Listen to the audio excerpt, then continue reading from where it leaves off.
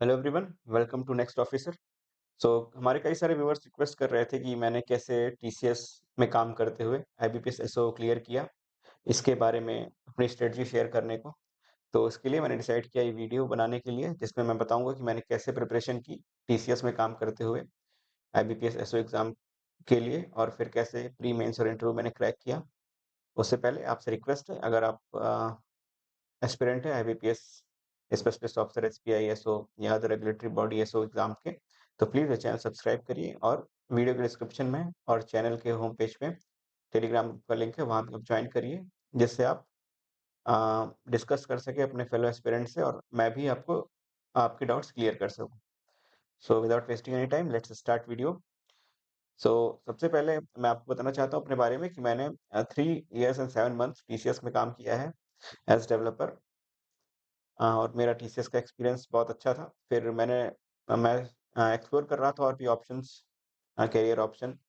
तो फिर मुझे पता लगा आईबीपीएस एसओ एक एग्ज़ाम होता है, जिससे हम बैंक में जॉइन कर सकते हैं एज़ ए स्पेशलिस्ट ऑफिसर।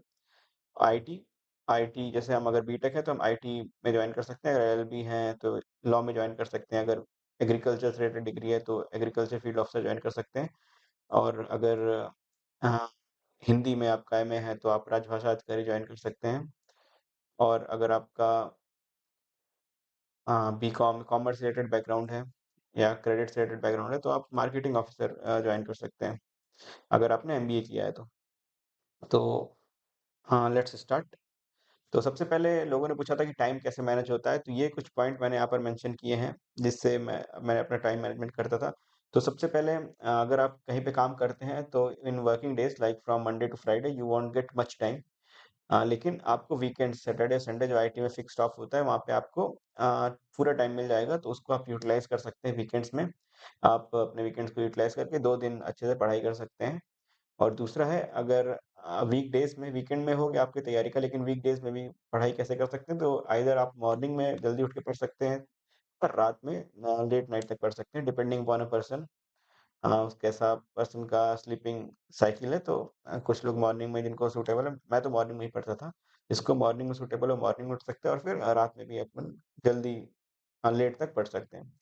और फिर अगर ऑफिस आवर्स में कुछ आधे 1 घंटे फ्री मिलता है या ब्रेक मिलता है या कभी-कभी काम नहीं रहता है, तो उस समय भी हम लोग रिवाइज़ कर सकते हैं।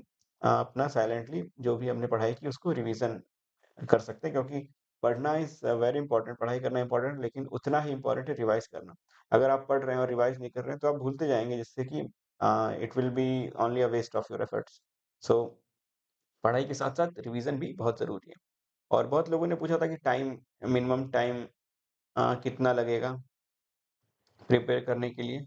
So for working professional minimum time आपको एट लीस्ट 6 मंथ्स तो लगने ही वाले हैं। अगर आप वर्किंग प्रोफेशनल हैं, तो आपको एट लीस्ट 6 मंथ लगेंगे। और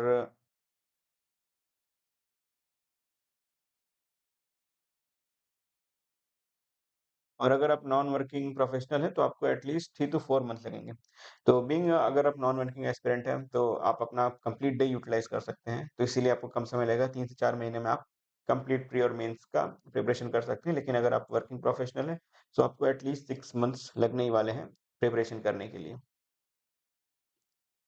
और उसके बाद फिर कुछ टिप्स मैं देना चाहूँगा कि जैसे आप उस सब्जेक्ट से स्टार्ट करिए, जो आपका सबसे वीक है।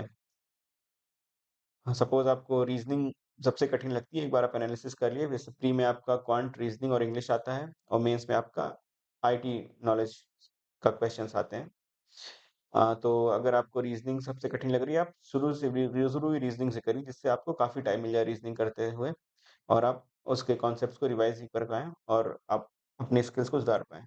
फिर आपको कंटीन्यूअस रिवीज़न, ये आपको तो हमेशा चाहिए, आपको हमेशा रिवाइज़ करते रहना होगा। अगर आपने रिवीज़न बंद की तो आपके एफर्ट्स वेस्ट चले जाएँगे, क्योंकि आप सब भूल जाएँगे। उसके बाद फिर एक इम्पोर्टेंट पॉइंट है, जैसे आपने मैथ से शुरू किया, सपोज़ आपने परसेंटेज से शुरू किया, तो जैसे ही आपका परसेंटेज चैप्टर पढ़ के पूरा हो जाए, उसके बाद आप चैप्टर वाइज़ मॉक देना शुरू करिए।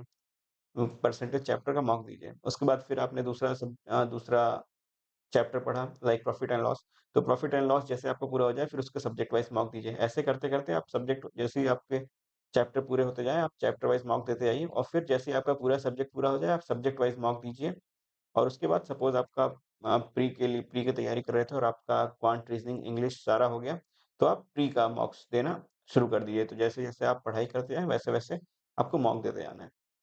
रिगार्डिंग कंप्लीट स्ट्रैटेजी कौन से सोर्सेज़ यूज़ किए हैं पढ़ाई में मैंने और कैसे कितने टाइम के लिए मैंने पढ़ा और कैसे क्रैक किया, वो मैं अपनी आने वाली वीडियो में बताऊँगा आपको।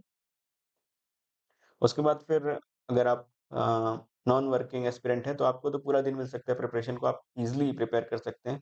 लेकिन अगर आप वर्किंग प्रोफेशनल हैं, तो लोग ये सोच के डिमोटिवेट हो जाते हैं कि I am already a working professional, so how I will be getting a significant amount of time to prepare for these competitive examinations.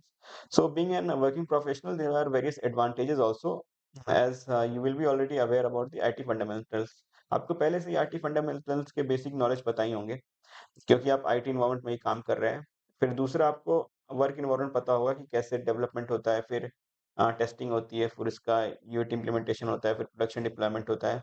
ये सारी चीज़ें आपको थोड़ा बहुत पहले से ही आइडिया होगा। उसके बाद फिर एटलीस्ट एक डोमेन या टेक्नोलॉजी में आप पहले से एक्सपर्टीज़ होंगे। अगर आप 1 साल से काम कर रहे हैं, 2 साल से कर रहे हैं, तो एटलीस्ट आपको एक लैंग्वेज तो आती ही होगी। सपोज़ किसी को सी आती है, किसी को जावा आती है या किसी को कोई टूल आता है, किसी को कोई इंटरफ़ेस आता है, किसी को सेल्सफ़ोर्स आता है सपोज़, तो किसी डोमेन या किसी टेक्नोलॉजी या किसी टूल में आप ऑलरेडी प्रोफिशिएंट होंगे।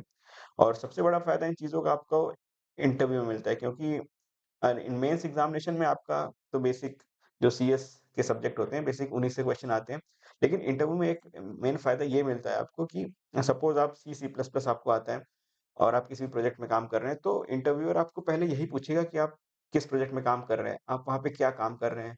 आपको अपना काम एक्सप्लेन करना है, उसी में आपका 30 to 40% of the interview time will be utilized. तो आपका 30 टू 40% टाइम तो आपके आप प्रेज़ेंट में क्या काम कर रहे हैं, क्या टेक्नोलॉज़ी यूज़ कर रहे हैं और आपका किस क्लाइंट के लिए काम कर रहे हैं और कैसा किस तरीके से आप काम कर रहे हैं, इन्हीं सारी चीज़ों में आपका लगभग 30 टू 40% टाइम इंटरव्यू में चला जाएगा। तो इंटरव्यू में बहुत फ़ायदा मिलता है इन सारी चीज़ों से। ऑब्वियसली वर्किंग प्रोफेशनल को एडेड एडवांटेज हमेशा रहता है, क्योंकि वो ऑलरेडी वर्क कर रहा है, तो आईटी एनवायरनमेंट में आईटी फंडामेंटल से क्लियर होते हैं और वो एनवायरनमेंट में ऑलरेडी वेल अवेयर है कि कैसे चीज़ें होती हैं आईटी में, कैसे काम करती हैं। तो ये सारी चीज़ें थी, तो मैंने आपसे शेयर किया कि कैसे मैंने आईबीपीएस एसओ क्लियर किया टीसीएस में काम करते हुए भी। So it's not a difficult thing if you follow right strategy and right approach. आपको पता होना चाहिए किस डेप्थ में आपको कौन सा टॉपिक कवर करना है और किन सोर्सेस का यूज़ करके आपको कौन से टॉपिक कवर करने हैं। So regarding sources and strategy of pre-mains and interview, definitely in coming days I will be coming up with videos जिससे आप क्लियरली समझ पाएँ कि आप किस तरीके से आपको प्री-मेंस और इंटरव्यू की तैयारी करनी है। So please subscribe to our channel and do join our Telegram. You know, I I hope to see you in next video. Thank you.